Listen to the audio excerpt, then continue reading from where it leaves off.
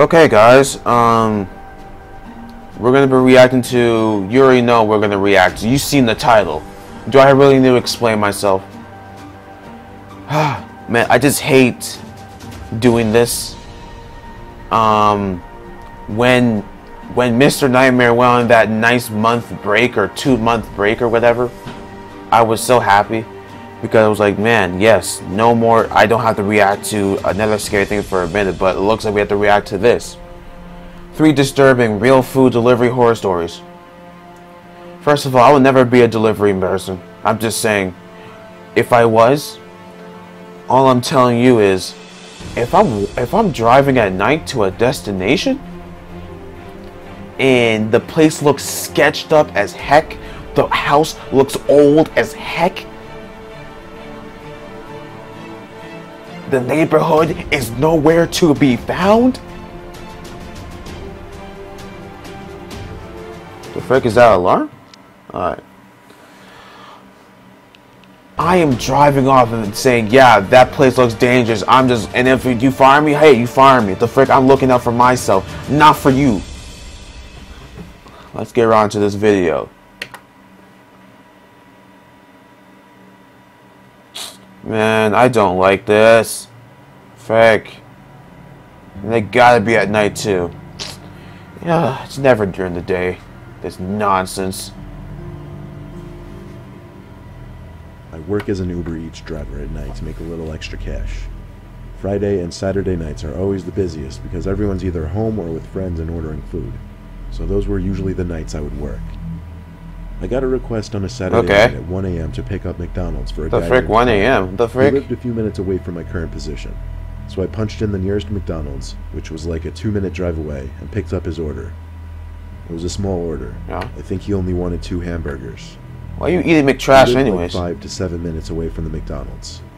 I followed the app's directions to the house, and eventually it led me to a short dead-end street that veered off another dead-end street. The house was the last one on this dead-end road. It sat right next to a line of trees. I'm driving off the other way. I'm like... It was pretty much dead at this hour. Given how late of an hour it was, I didn't want to ring the bell, so I called this Kyle guy's number. It rang once, then went to voicemail, so I hung up. Then I got a text from him. The frick? No. He told me to come to the door, and so I did. No, you come to my car. I went to the big wooden front porch of the house, and soon the front door opened. A bald guy opened the door, only he didn't look very old. He looked to be in his 30s, yet his head was completely bald. Hey, maybe he wants to look like Hitman. Just like that look, so I didn't judge. Face ass. However, his breath was disgusting, and he seemed to be quite drunk, so that was a little off-putting. The payments were done through the app, so usually there was no need to wait around for money. But this time, this Kyle guy asked me to come to the pizza on his kitchen table while he ran to fetch a tip. I didn't object to free money, so I waited in his kitchen, which by the way was only lit up by a small outlet-sized nightlight, so it was pretty dim in there. Of course. The whole kitchen smelled rather disgusting, though. You just killed someone. You're next. Kyle was taking awfully long down in the basement fetching this tip, so I started to wander a bit. I stepped into the living room, which was adjacent to the kitchen. The TV was on in there, which was the only reason I could see anything. However, the stench was even greater in this room. Then I noticed that the back door was slid half open. Bro, you are freaking screwed. Whatever that putrid odor was. For the hell of it, I walked to the back door, expecting to get a quick breath of fresh air, but the smell only got worse. Then, finally, I stepped outside onto the man's back deck. I heard flies. He killed someone. A swarm of flies. Multiple people. Then, I guess a motion-sensing light saw my movement and turned on, revealing 2 big black garbage bags stuffed with 2 long objects. The smell was unbearable, too.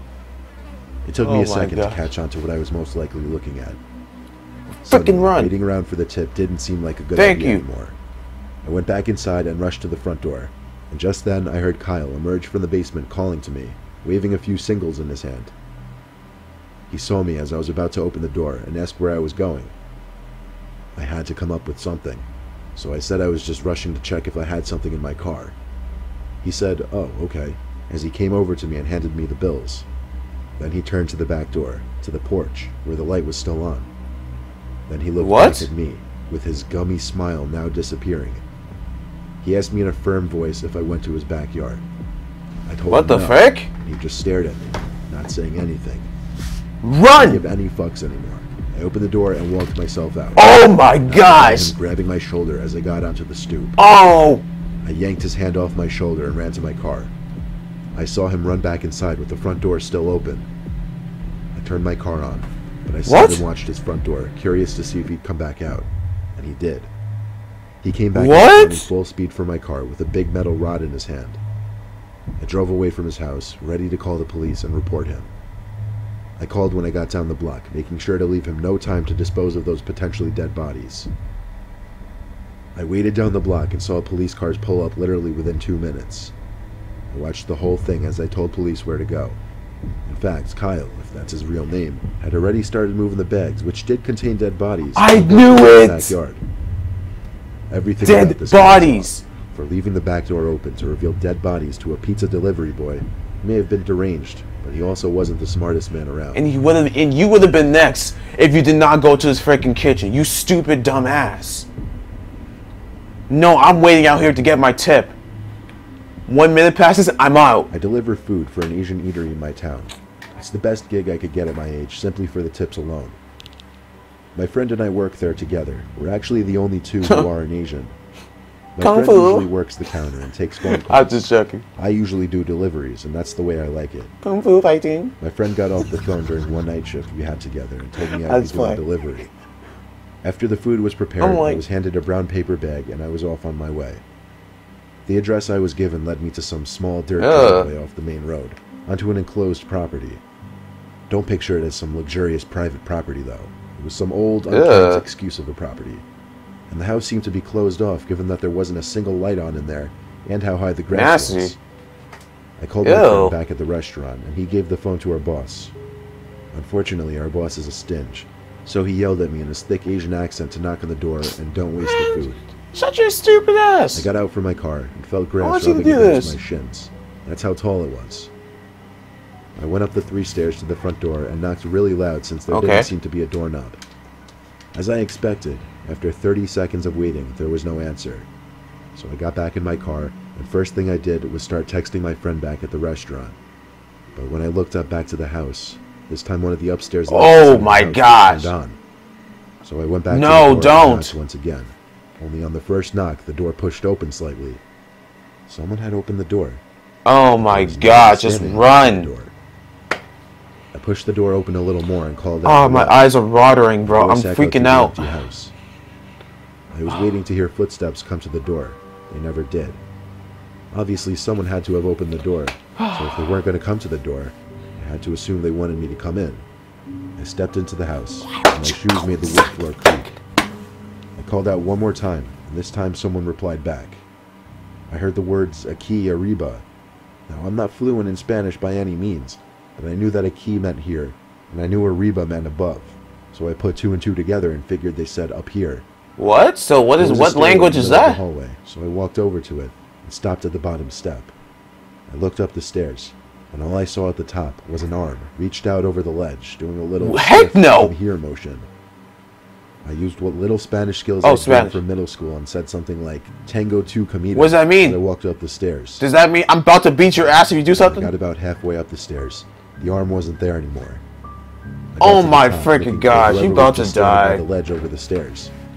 And I noticed through the tiniest amount of light that the person was now inside a bedroom with the lights off. But I didn't see the actual person. Once again, all I saw was the person's arm doing that same "come here" motion. Come here! It's as if anything above the person's elbow was faded to black in that room. It was such an eerie sight. I knew for certain I wasn't going in that room, though. So I said firmly with confidence, "Buddy, I'm not going in there. You come out with money and I leave." Suddenly, the arm pulled away into the darkness of the room ahead of me, and after a few seconds of standing there in silence, I was hit by a flying object. It happened so fast that it took me a few moments to realize I'd just been hit with a stiff, severed arm.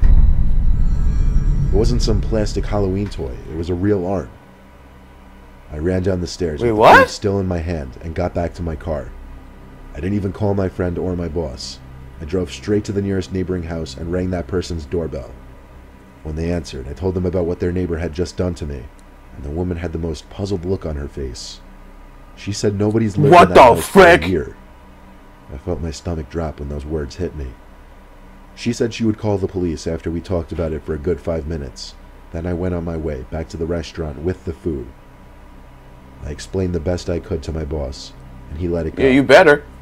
I sometimes wonder how things would have played out if I went into that room, and who or what I would have found. What? That's mess, bro. That's why you don't go into freaking houses like that, bro. You freaking idiot. In a year? I used to work at Domino's. They close at 3 a.m. on weekends, and being that I was taking an off year during college at the time of the story, my boss took advantage of that and always threw me on the 9 to 3 a.m. shifts. There would always be at least 3 people working that late. One to cook the pizzas, one to take orders, and one to do any needed deliveries. A 28-year-old Italian guy who worked 2 jobs. He was always in a bad mood, so when he told me to deliver something, I did it without complaints. So, being a Saturday night, it wasn't uncommon to get calls for deliveries past 2 a.m. Oh, yeah. Around 2:30, I was told to deliver 2 pizzas to an address that I still vaguely remember. Huh. 27 Crocker Drive, or something close to that. Crocker Drive? The frick? I took my stupid Is it a joke? Like, what the frick? Honda Civic up the road for 5 minutes. The only Or a main bunch road of crackers? that Like, what the frick? Like, I don't get it. I live in the Manchester Township area in Jersey, containing a whole lot of nothing but trees everywhere. Ugh, New Jersey. My drive there was a dark one. After merging off the main road onto smaller roads with no streetlights, the only light that could be seen for miles were my headlights. Oh, man. I turned off the public road onto a dirt road with a private property sign posted outside.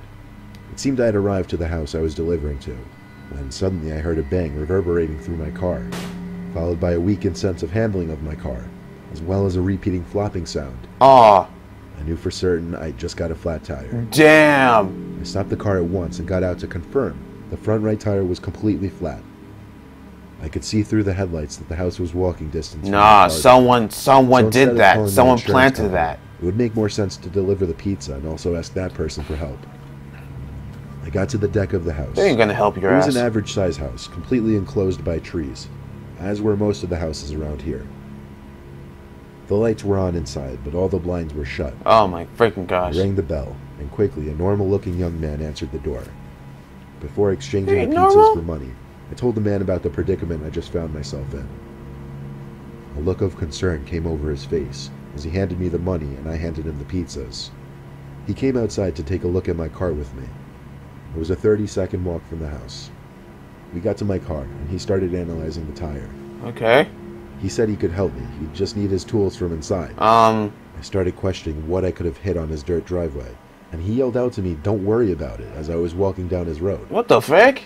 I walked a bit further, kind of ignoring him, and I noticed a spike strip in the road. A very small one, but undoubtedly what I hit. I told your stupid ass. I didn't see any other reason for that to be there, other than him putting it there deliberately. I started thinking over the possibilities of what could be going down, so I pretended I didn't see the spike strip and walked back saying I didn't find anything. Yep. He looked at me. I was worried he might have been suspicious. But then he turned away and said he was going inside to get some tools. God only knows what he meant by tools. Yeah. I waited for him to get to his front door before I got back in my car, turned the car on, and threw it in reverse. Thank you. I was not sticking around there to find out what he was doing. Yup. I heard the flat tire wobble on the dirt road as my car slowly rolled in reverse. I made a point of avoiding the spike strip this time. As my car pulled out of the private dirt road onto the concrete road, I took one last look down the man's driveway to make sure he wasn't following me, then I took off. I couldn't drive too fast though and risk of damaging my wheel. I stayed at a steady 10 to 15 miles per hour. That's good. That's what you do. I looked in my rearview mirror and saw something behind my car. What the frick? A man running after my car. What? I had no choice but to step on it. What the frick? I cringe as I could literally feel the damage being done to my wheel. The distance between my car and the man got greater until he was out of sight. After turning back onto the one main road that I'd mentioned earlier, I slowed down the speed a little bit, back to 10 to 15. It was a long ride back, about 20 minutes since I had to drive slow. When I got back, the place would be closing in 10 minutes, but I had to return the Domino's sign that they make us put on our cars when doing deliveries. Yeah. Jeff was upset with me that I took so long, until I told him the whole story. Yeah, the frick? The woman who was also working the same shift as us listened in with a look of shock on her face the whole time. Of course. When time came to close, Jeff told me I should just drive home slow since I live like down the block, and that I should take care of it tomorrow. The two went off to their cars and drove away. Watch him. He's following your stupid ass. Thinking. Eventually I turned my car on and started my slow drive back to my house.